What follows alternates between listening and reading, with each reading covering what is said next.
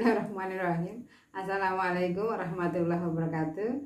Anak-anak, kali ini kita akan membahas KD 3.6 menganalisis perkembangan kehidupan politik dan ekonomi bangsa Indonesia pada masa awal reformasi. Perhatikan gambar berikut. Ini adalah gambar peristiwa-peristiwa pengangkatan presiden pada masa reformasi, mulai dari pengunduran Presiden Soeharto, kemudian pengangkatan B.J. Habibie, kemudian Presiden Gus Dur, kemudian SBY, Megawati, dan Joko Widodo. Peta konsepnya kita bahas adalah perkembangan kehidupan politik dan ekonomi pada masa reformasi. Yang kita bahas yang pertama adalah kondisi politik setelah tanggal 21 Mei 1998. Kemudian perkembangan politik pada masa reformasi, perbaikan-perbaikan di berbagai bidang pada masa reformasi, kemudian bagaimana kondisi sosial dan ekonomi Indonesia pasca reformasi. Oke. Kita bahas kondisi politik setelah tanggal 21 Mei 1998. Selama masa Orde Baru, fungsi lembaga tinggi negara ini tidak berjalan sebagaimana mestinya. Nah, kekurangan tersebut diperbaiki pada masa pemerintahan Habibie dengan menerapkan beberapa kebijakan sebagai berikut. Yang pertama, menegakkan kembali demokrasi yang bertumpu pada partisipasi aktif rakyat dalam hal mengeluarkan pendapat, antara lain pembentukan partai politik dan organisasi masyarakat, kemudian kebebasan berunjuk rasa. Ini dikeluarkan Undang-Undang Nomor 2/1999 tentang partai politik dan Undang-Undang Nomor 9/1998 tentang kemerdekaan menyampaikan pendapat. Yang kedua adalah menciptakan pemerintahan yang bersih, berwibawa, dan bebas dari praktek KKN. Nah, dengan mengeluarkan ketetapan MPR nomor 9/MPR/1998 tentang penyelenggaraan pemerintah negara yang bersih dan bebas KKN, serta Undang-Undang Nomor 5 tahun 1919 diubah dengan Undang-Undang Nomor 12 tahun 1999 tentang pegawai negeri yang menjadi anggota parpol. Nah, setelah tanggal 21 Mei 1998, kondisi politik Indonesia mengalami dua kecenderungan. Yang pertama adalah lenyapnya legitimasi pemerintah Orde Baru, dan yang kedua adalah kesangsian terhadap pemerintahan yang baru. Kelompok yang kehilangan legitimasi pada saat itu adalah Presiden, kemudian ABRI, serta Golkar. Nah, kita bahas satu persatu presiden yang berkuasa pada masa reformasi. Perkembangan politik masa reformasi, kalian bisa lihat sendiri kebijakan Presiden Habibie.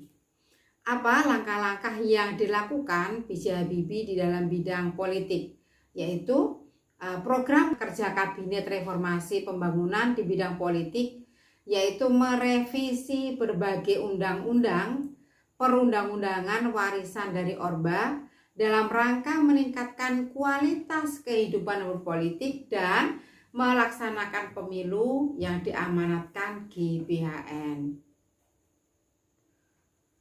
Yang kedua, memberikan kebebasan pada rakyat untuk menyalurkan aspirasinya sehingga banyak bermunculan partai-partai politik baru, yakni sebanyak 48 partai politik. Jadi pada saat itu masyarakat yang nyoblos itu kalau buka kartu suara, kertas suara itu kayak orang baca koran itu, saking banyaknya partainya. Bisa saja kita tuh sampai bingungnya yang mana dia yang dipilih. Ini kalau masyarakat awam tuh mungkin bingung dia milih partai saat itu karena saking banyaknya dia ya besar gitu kartu suaranya, kertas suaranya. kemudian membebaskan narapidana politik seperti Sri Bintang Pamungkas, kemudian ada juga Mochtar Pakpahan yang pada saat itu dijatuhi hukuman karena dituduh memicu kerusuhan di Medan tahun 1994. Selanjutnya adalah mencabut larangan berdirinya serikat-serikat buruh independen. Yang kelima, membentuk 3 undang-undang yang demokratis. 1. Undang-Undang Nomor 2 tahun 1999 tentang partai politik. Yang kedua, Undang-Undang Nomor 3 tahun 1999 tentang pemilu. Yang ketiga, Undang-Undang Nomor 4 tahun 1999 tentang susunan kedudukan DPR dan MPR. Menetapkan 12 ketetapan MPR dan ada 4 ketetapan yang mencerminkan jawaban dari tuntutan reformasi. Yang pertama adalah TAP MPR nomor 8 garing MPR garing 1998 tentang pencabutan TAP nomor 6 garing MPR garing 1983 tentang referendum. Yang kedua, TAP MPR nomor 18 garing MPR garing 1998 tentang pencabutan TAP MPR nomor 2 garing MPR garing 1978 tentang Pancasila sebagai asas tunggal. Yang ketiga, TAP MPR nomor 12 garing MPR garing 1998 tentang pencabutan TAP MPR nomor 5 garing MPR garing 1978 tentang Presiden mendapat mandat dari MPR untuk memiliki hak-hak dan kebijakan di luar batas perundang-undangan. Yang keempat, TAP MPR nomor 13 garing MPR garing 1998 tentang pembatasan masa jabatan presiden dan wakil presiden maksimal hanya 2 kali periode. Selanjutnya nomor 5 ya, karena tadi yang keempat, sekarang yang kelima. TAP MPR nomor 10 garing MPR garing 1998 tentang pokok-pokok reformasi pembangunan dalam rangka penyelamatan dan normalisasi kehidupan nasional sebagai haluan negara. Yang keenam, TAP MPR nomor 11 garing MPR garing 1998 tentang penyelenggaraan negara yang bersih dan bebas korupsi, kolusi, dan nepotisme. Selanjutnya TAP MPR nomor 13 garing MPR garing 1998 tentang pembatasan masa jabatan presiden dan wakil presiden Republik Indonesia. Kemudian TAP MPR nomor 15 garing MPR garing 1998 tentang penyelenggaraan otonomi daerah. Kemudian TAP MPR nomor 16 garing MPR garing 1998 tentang politik ekonomi dalam rangka demokrasi ekonomi. Kemudian TAP MPR nomor 12 garing MPR garing 1998 tentang hak asasi manusia atau HAM. TAP MPR nomor 7 garing 1998 tentang perubahan dan tambahan atas TAP MPR nomor 1 garing MPR garing 1998 tentang peraturan tata tertib MPR. Kemudian TAP MPR nomor 14 garing MPR garing 1998 tentang pemilihan umum. TAP MPR nomor 3 garing 5 garing MPR garing 1998 tentang referendum. Kemudian TAP MPR nomor 9 garing MPR garing 1998 tentang GBHN. Nomor selanjutnya TAP MPR nomor 12 MPR-1998 tentang pemberian tugas dan wewenang khusus kepada Presiden sebagai mandataris MPR dalam rangka menyukseskan dan pengamanan pembangunan nasional sebagai pengamalan Pancasila. Terakhir, TAP MPR nomor 18/MPR-1998 tentang pencabutan pedoman penghayatan dan pengamalan Pancasila atau P4. Kalau di masa Orde Baru dulu, kalau baru masuk tahun ajaran baru kita sudah sekolah itu, kalau sekarang namanya MPRS, dulu itu kita diberikan namanya penataran P4, itu pada masa Orde Baru. Selanjutnya, dalam bidang hukum, meninjau kembali undang-undang subversi. Sedangkan dalam bidang ekonomi, mempercepat penyelesaian penyusunan undang-undang anti monopoli dan persaingan yang tidak sehat. Yang kedua, merevisi rancangan anggaran pendapatan dan belanja negara atau RAPBN. Yang ketiga, revitalisasi lembaga perbankan dan keuangan nasional. Yang keempat, melaksanakan semua komitmen yang telah disepakati dengan kreditur pihak luar negeri.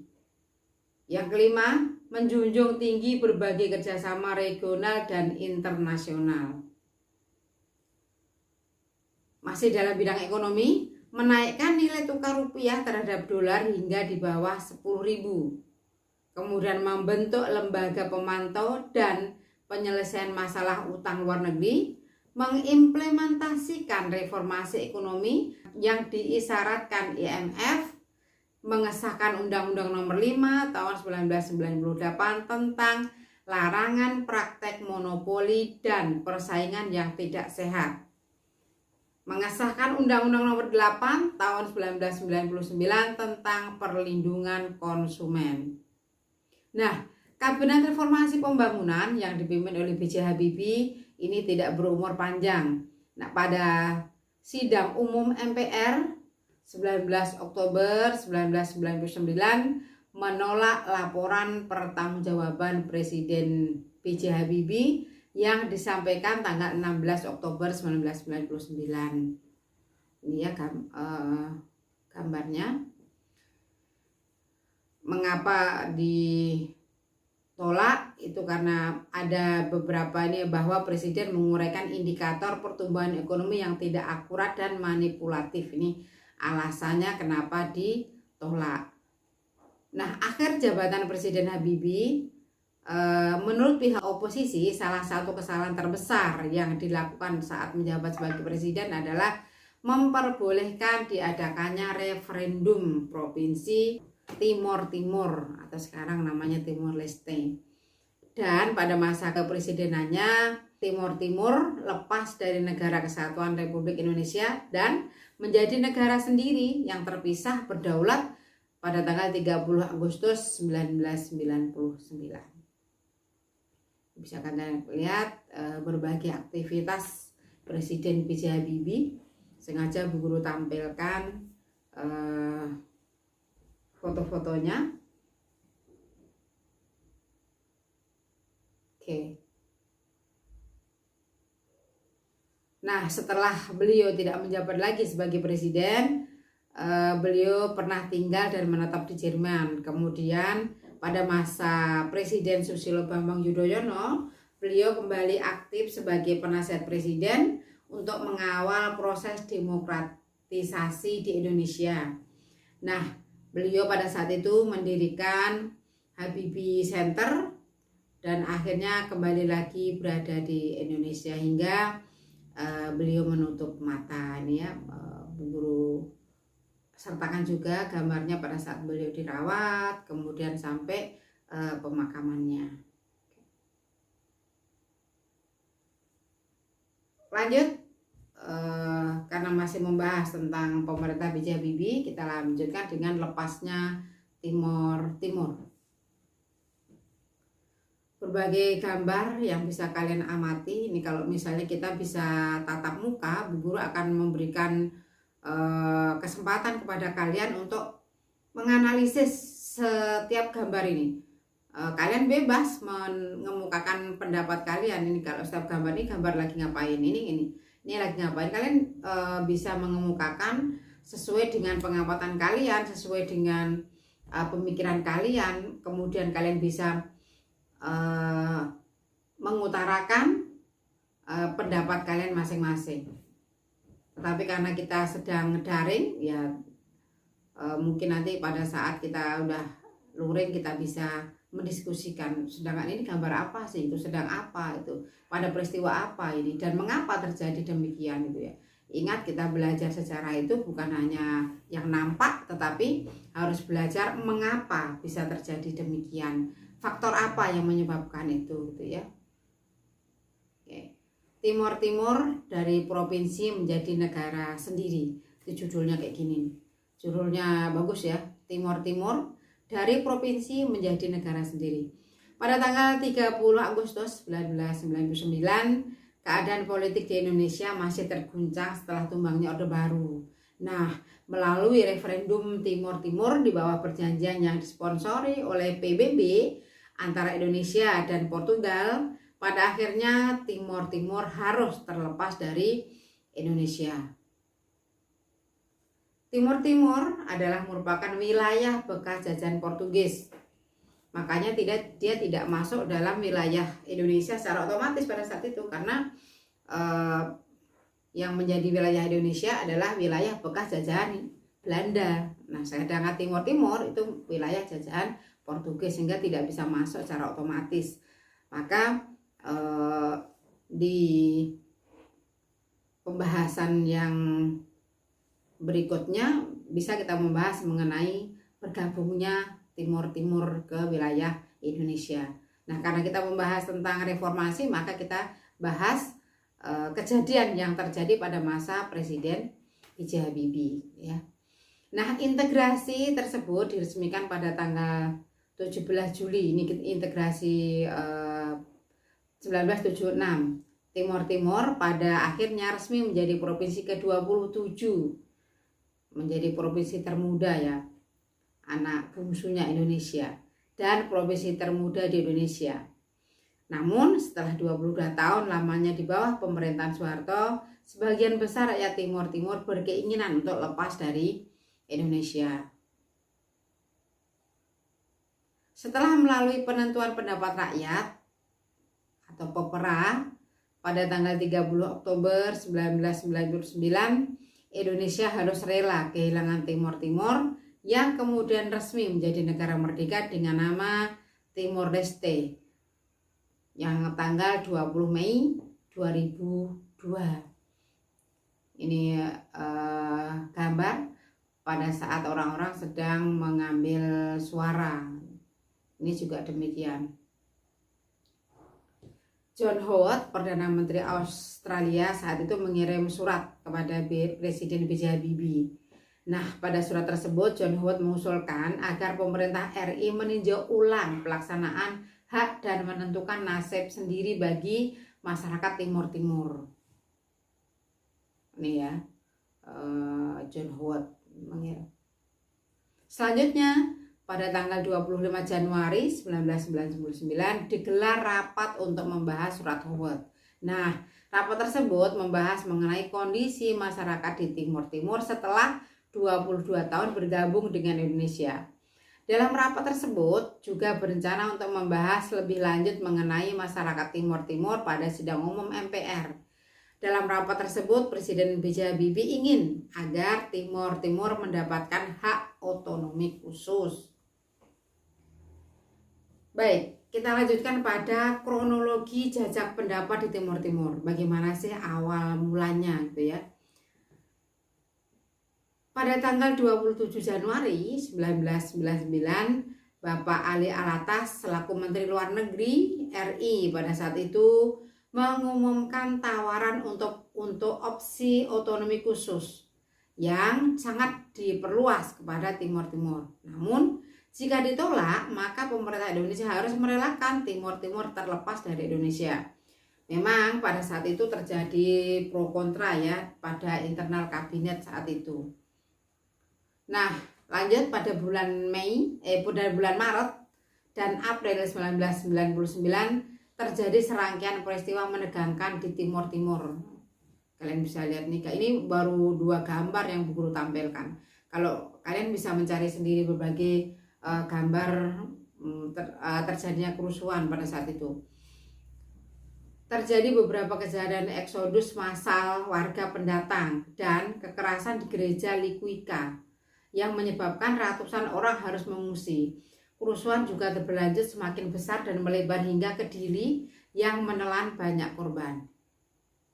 Pada tanggal 21 April 1999 digelar acara untuk menandatangani kesepakatan damai ya, antara kelompok pro otonomi dan pro kemerdekaan di kediaman Uskup Belo. Pada acara tersebut disaksikan langsung oleh Wiranto. Ini ada gambarnya, Guru taruhkan gambarnya. Kemudian ini Wiranto waktu itu Menhankam Pangap, kemudian Joko Sugianto, Wakil Ketua Komnas HAM, dan beberapa tokoh yang lain.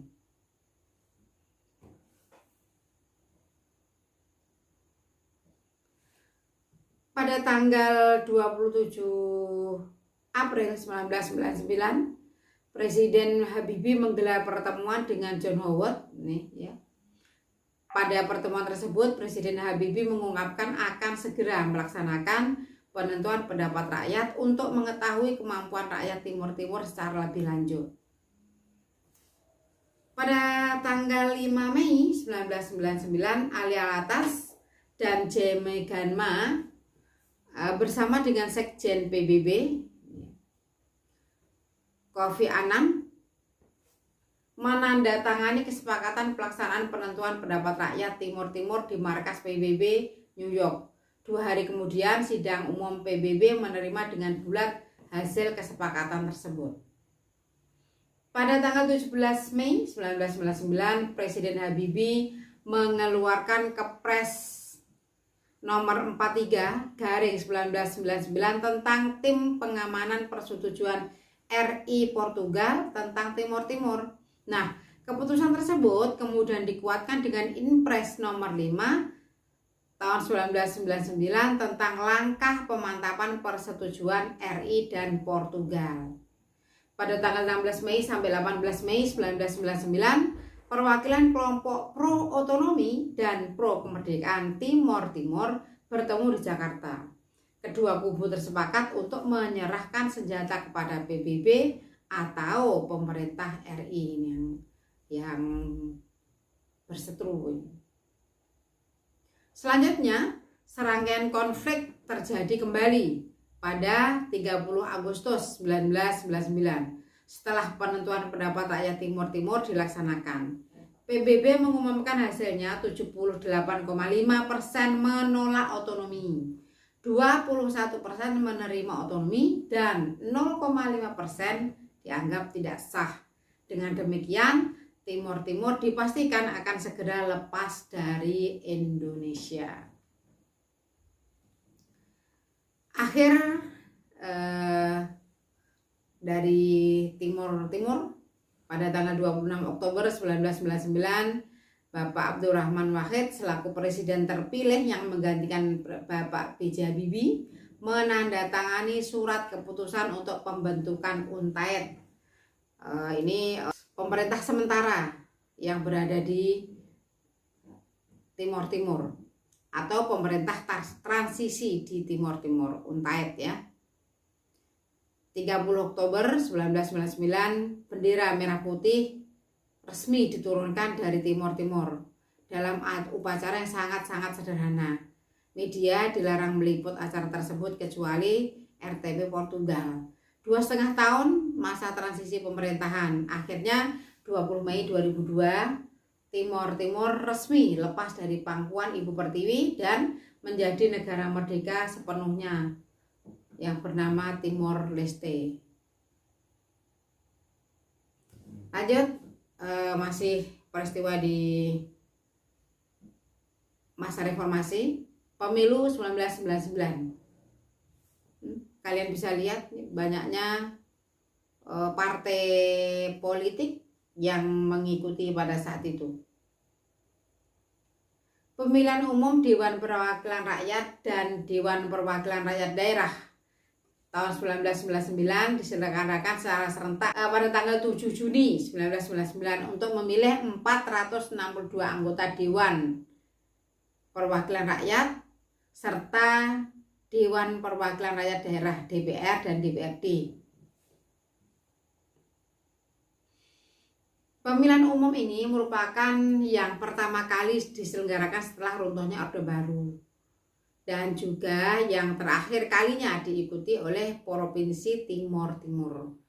Pemilihan umum ini diikuti oleh 48 partai politik yang mencakup hampir semua spektrum arah politik kecuali komunis yang memang dilarang. Penentuan kursi dilakukan secara proporsional berdasarkan presentasi suara nasional. Nah, pada pemilu 1999 menggunakan sistem proporsional ini tertutup dan diikuti 48 partai. Antara lain PNB, PIB, Partai Indonesia Baru. Ini nomor urutnya 1, ini Bu Guru sebut langsung nih, kalau di debat pertama berarti nomor 1 gitu ya, 1, 2, 3 gitu. Ini berdasarkan memang nomor partainya itu setelah mengambil undian nomor partai. Partai Indonesia Baru, 2 Partai Kristen Nasional Indonesia, 3 Partai Nasional Indonesia, 4 Partai Aliansi Demokrat Indonesia, 5 Partai Kebangkitan Muslim Indonesia, 6 Partai Umat Islam, 7 Partai Kebangkitan Umat, 8 Partai Masyumi Baru, 9 Partai Persatuan Pembangunan, dan masih banyak lagi. Ini Bu Guru sudah tuliskan kalian sampai yang terakhir, ini Bu Guru buat hanya 25 nih. Oke. Peta yang menunjukkan pemenang suara terbanyak di setiap provinsi ini. Kalian bisa lihat yang banyak-banyak menang maksudnya ini.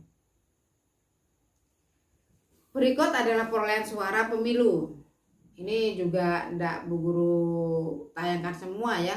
Tayangkan sampai 11 nih. Sebenarnya 10 besar gitu, tapi enggak apa-apa, nih 11 besar jadinya. PDIP, Golkar, PKB, P3, PAN, PBB, Partai Keadilan, Partai Keadilan dan Persatuan, Partai Nahdlatul Umat, Partai Persatuan, dan Partai Demokrasi Kasih Bangsa. Ini bisa kalian lihat berapa perolehan kursinya dan berapa perolehan suaranya ya. PDIP menempati urutan tertinggi. Setelah itu baru Golkar, kemudian PKB dan P3. Baik. Materi berikutnya adalah masa pemerintahan Gus Dur yang akan kita lanjutkan minggu depan. Terima kasih perhatiannya. Assalamualaikum warahmatullahi wabarakatuh.